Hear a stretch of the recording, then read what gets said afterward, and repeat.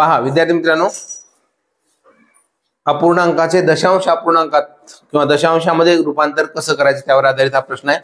सोपा प्रश्न, एकदा मी सांगतो. यावर आधारित अशा पद्धतीचे प्रश्न, अनेक प्रश्न तुम्ही तयार करू शकता. 6/8 ही संख्या दशांशात कशी लिहाल? कशी लिहाल पहा, अगदी सोपं आहे. 6/8. आता त्याला म्हणजेच काय, दशांशात लिहिण्यासाठी आपल्याला काय करावं लागेल? छेदाने अंशाला भागायचं. इथे डायरेक्ट भागाकार करता येत नसेल तर मी उभी दुसरी एक पद्धत सांगतो. पहा, 6 ला 8 ने भागा. 8चा पाडा 6 एप्रिल म्हणता येतो का? नाही. म्हणून आपण काय करतो? शून्याचा भाग देतो. 0 वजा करा, 6 मधून 0 गेलं 6. पुन्हा भागता येत नाही म्हणून दशांश चिन्ह दिलं. आता इथे 0 आपल्याला वाढवता येतो. आता 8चा पाडा 60 एप्रिल म्हणा. 8 7 56. 8 8 64 मोठं होतं.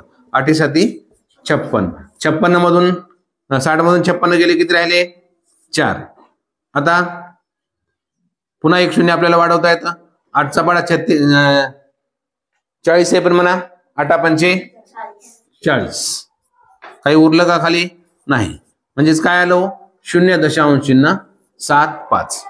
आता इथं 8 न जरी 6 ला भागलं तर काय येतं? 0.75. म्हणजेच 6/8 या अपूर्णांकाला आपण दशांशात रूपांतर केलं. उत्तर काय आलं? 0.75. कुठे आहे पहा 0.75?